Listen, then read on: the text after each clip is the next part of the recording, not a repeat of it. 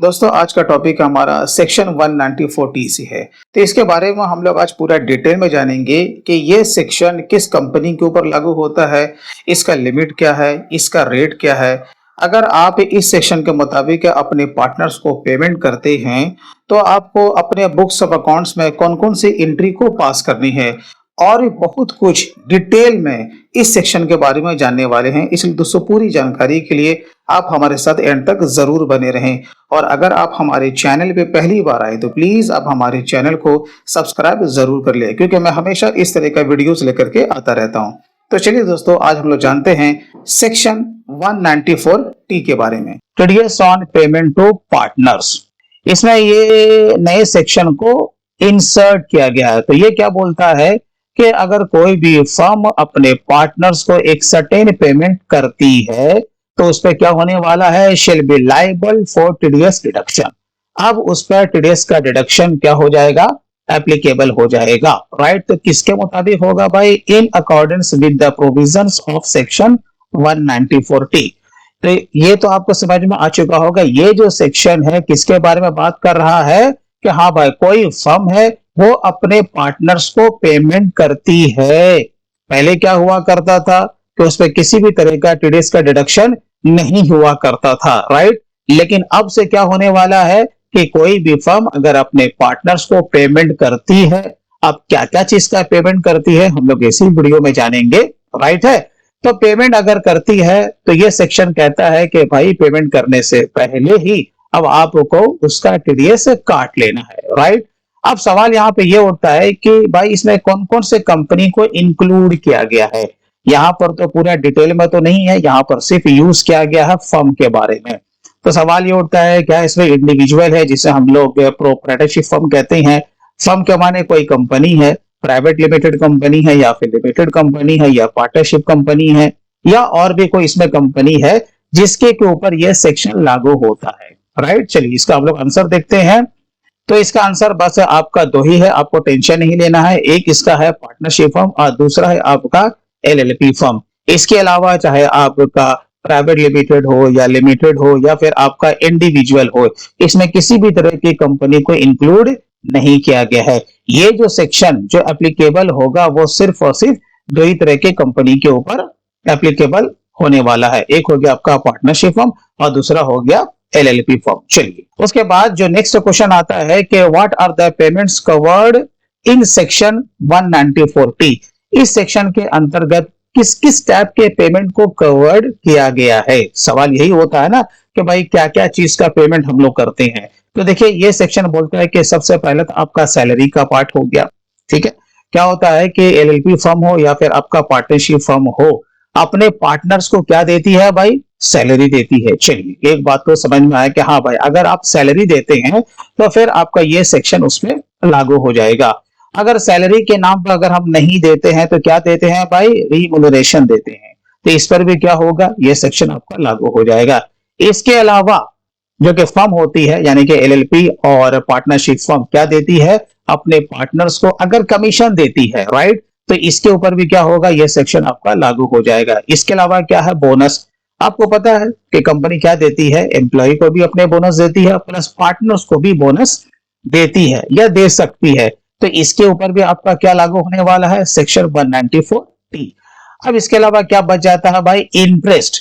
तो क्या चीज का इंटरेस्ट, यहां पर देखिए ये साफ यहां पर लिखा गया है, इंटरेस्ट ऑन एनी अकाउंट। किसी भी अकाउंट के ऊपर अगर इंटरेस्ट एक फर्म देती है तो इसमें क्या क्या चीज है भाई, देखिए it can be on loan और क्या हो सकता है, दूसरा आपका कैपिटल अकाउंट।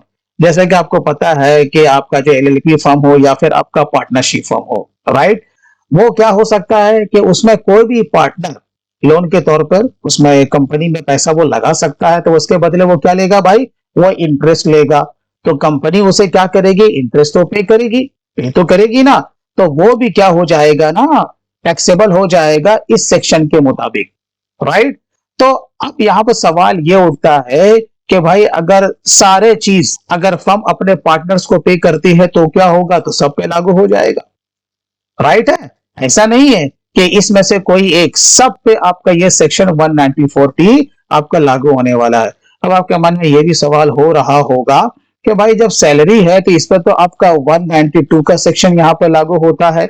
उसके लिए तो हम जो न्यू टैक्स रेजिम है या ओल्ड टैक्स रेजिम है, हम उसके मुताबिक कैलकुलेट क्या करते थे, और जो भी उस पर टीडीएस का डिडक्शन होता था वो हम क्या करते थे। इसका आंसर मैं आपको एंड में दूंगा कि इसके लिए 192 अब लागू होगा या फिर नहीं होगा, राइट। चलिए वीडियो पर बने रहे। हाँ चलिए, एक बात तो समझ में आए कि ये सारे चीज को कवर किया गया है। इसमें से कोई एक या सभी का अगर आप अपने पार्टनर्स को पेमेंट करते हैं तो इस सेक्शन के मुताबिक, राइट, आपको टीडीएस काट लेना है। चलिए अब हम लोग और आगे चलते हैं। अब क्या बोलता है कि हाँ भाई टीडीएस का रेट क्या है और इसके लिमिट क्या है। सबसे मोस्ट इंपॉर्टेंट क्वेश्चन, टीडीएस का जो रेट है आपने जानते ही होंगे। टीडीएस का जो रेट है वो आपका 10% है, जो कि काफी बड़ा होता है 10%, राइट। अब ये क्या बोलता है कि if aggregate payment to partners exceeds कितना भाई 20,000 इन ए फाइनेंशियल ईयर। अब कोई फर्म है, कोई क्या मतलब कि आपका एलएलपी फर्म है या पार्टनरशिप फर्म है, वो अपने पार्टनर्स को पेमेंट करती है। कितना पेमेंट करती है पूरे साल का, याद रखिएगा 20,000 या उससे ज्यादा।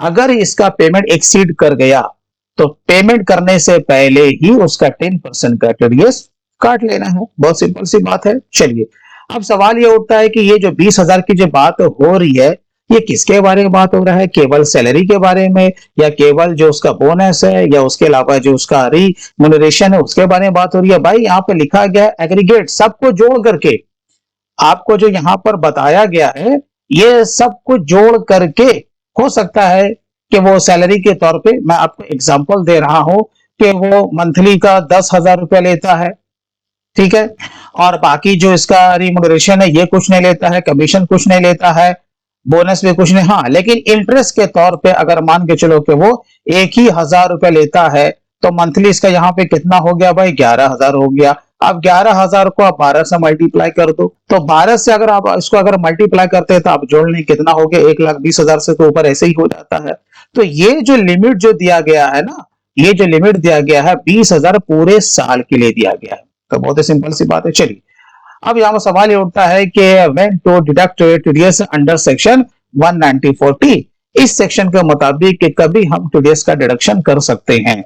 जैसे कि पहले हम लोग क्या करते थे, क्या क्या करते थे भाई, कि इस दोनों में जो सबसे पहले हो, या तो आप अपने बुक्स में अब उसे क्या करते हो भाई क्रेडिट करते हो, राइट। जब भी आप उसके पेमेंट को क्रेडिट करोगे अपने बुक्स ऑफ अकाउंट्स में, तब आपको उसका टीडीएस काट लेना है, या फिर आप उसे पेमेंट करते हो। जो दो में से पहले होगा, या तो आप पेमेंट पहले करोगे या फिर आप उसे अपने बुक्स ऑफ अकाउंट्स में पहले क्रेडिट करोगे। तो जो भी पहले होगा आपको उसके हिसाब से आप उसका टीडीएस काट लेना है। What is the journal entry for 194T। तो देखिए मैं मान लेता हूं कि कोई मेरा पार्टनर है जो कि उसका मंथली सैलरी का जो पेमेंट होता है वो 60,000 रुपया होता है, ठीक है। तो भाई ये मंथली है ना, तो पूरे साल का देख लो कितना हो जाता है, 12 6 के 72, यानी कि 7,20,000 रुपया होता है। और इसका लिमिट कितना है आपको याद हो गया होगा 20K, ठीक है। चलिए अब यहाँ पर देखिए सबसे पहला ट्रिक क्या होने वाला है, अगर आप सैलरी देते हैं तो जो भी आप जिस नेचर का पेमेंट करते हैं उसी नेचर का आपको वो एक्सपेंस का भी लेजर बना लेना है, राइट। तो मैंने यहाँ पे सैलरी का एग्जांपल लिया है, तो आपको सैलरी अपने बुक्स ऑफ अकाउंट्स पे डेबिट कर देना है। उसके बाद क्या है कि इस पर आपका कितना परसेंट टीडीएस कटने वाला आपका होगा 10%। तो 60,000 का 10% कितना होगा 6,000 रुपया होगा।